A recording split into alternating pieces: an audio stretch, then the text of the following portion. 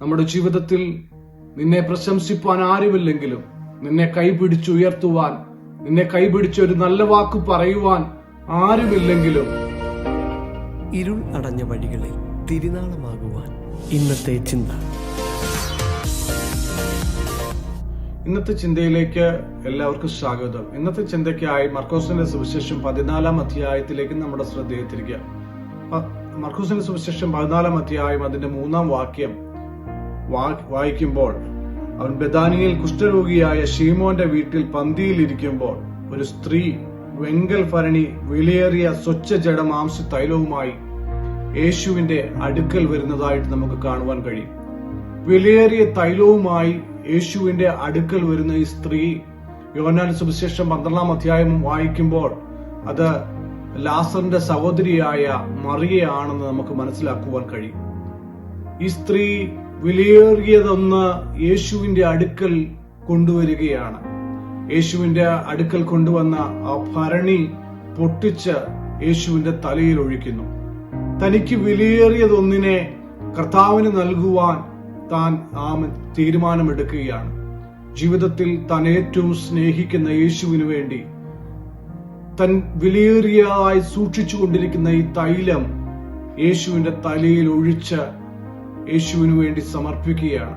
ഇന്ന് പകൽക്കാലം എന്നെ കേൾക്കുന്ന പ്രിയ ദൈവപൈതലെ, നിനക്ക് വിലയേറിയതെന്നോ തോന്നുന്ന ഒന്നിനെ കർത്താവിന് കൊടുക്കുവാൻ നാം തയ്യാറാകുമോ?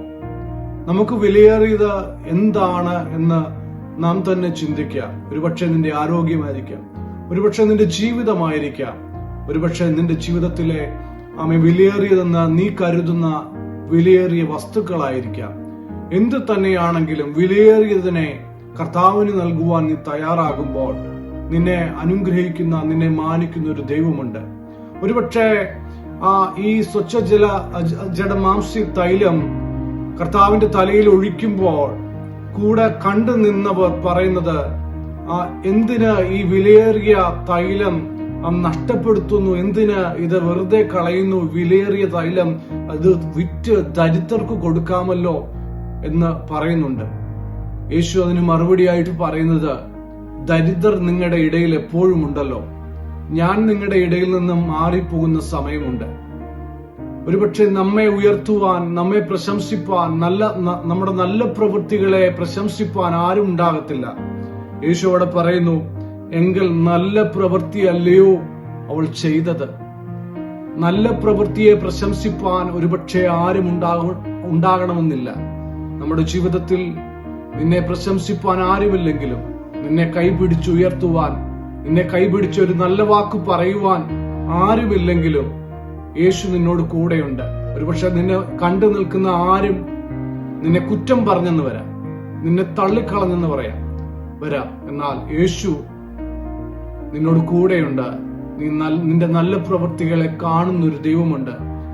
ഫിലിപ്പിയർ 1-ാം അധ്യായം 4-ാം വാക്യം ഇങ്ങനെ പറയുന്നു, നിങ്ങളിൽ നല്ല പ്രവൃത്തി ആരംഭിച്ചവൻ യേശുക്രിസ്തുവിന്റെ നാളോളം അതിനെ തികയ്ക്കും. ഈ സ്ത്രീയെ പറ്റി ഇന്ന് മനസ്സിലാക്കുമ്പോൾ യേശുവിന്റെ ക്രൂശീകരണം നന്നായിട്ട് മനസ്സിലാക്കിയിരുന്നു എന്ന് വേണം നമുക്ക് കരുതുവാൻ. കാരണം അതിന്റെ 8-ാം വാക്യത്തിൽ ഇങ്ങനെ കാണുന്നു, അവൾ തന്നാൽ ആവത് ചെയ്തു. കല്ലറയിൽ അടക്കത്തിനായി തന്റെ ദേഹത്തിന് മുൻകൂട്ടി തൈലം തേച്ചു എന്ന് യേശു ഈ സ്ത്രീയെ നോക്കി, മറിയെ നോക്കി പറയുന്നുണ്ട്. തന്നാൽ ആവത് കർത്താവിന് വേണ്ടി ചെയ്തു. ഇന്ന് പകൽക്കാലം പ്രിയ ദൈവപൈതലേ, നിന്നാലാവത് കർത്താവിന് വേണ്ടി ചെയ്യുവാൻ തയ്യാറാകുമോ? യേശുവിന്റെ മരണം തന്നോട് കൂടെ നടക്കുന്ന ശിഷ്യന്മാർ പോലും മനസ്സിലാക്കാതിരിക്കുമ്പോൾ മറിയ തന്റെ യേശുവിന്റെ ക്രൂശീകരണം മുൻകൂട്ടി മനസ്സിലാക്കി ആ തൈലം യേശുവിനെ തേപ്പിക്കുന്നു, യേശുവിന്റെ തലയിൽ ഒഴിക്കുന്നു. ഇന്ന് പകൽക്കാലം ഒരു ദൈവ പൈതലായി തന്നാലാവുന്നത് കർത്താവിന് വേണ്ടി ചെയ്യുവാൻ, വിലയേറിയതൊന്നിനെ കർത്താവിന് വേണ്ടി നൽകുവാൻ, എന്തു തന്നെയാണെങ്കിലും അത് യേശുവിന് വേണ്ടി സമർപ്പിക്കുവാൻ നാം തയ്യാറാകുന്നെങ്കിൽ കർത്താവ് നമ്മുടെ ജീവിതത്തിൽ അത്ഭുതങ്ങളെ ചെയ്യും. നിന്റെ വിലയേറിയതിനെ കർത്താവിന് സമർപ്പിക്കുക. നിന്റെ ജീവിതത്തിൽ അത്ഭുതങ്ങളെ ചെയ്യുവാൻ കർത്താവിന് കഴിയും. ഈ വചനങ്ങൾ നിങ്ങളുടെ ജീവിതത്തിൽ ഒരു അനുഗ്രഹമായി തീരട്ടെ. God bless you. Thank you.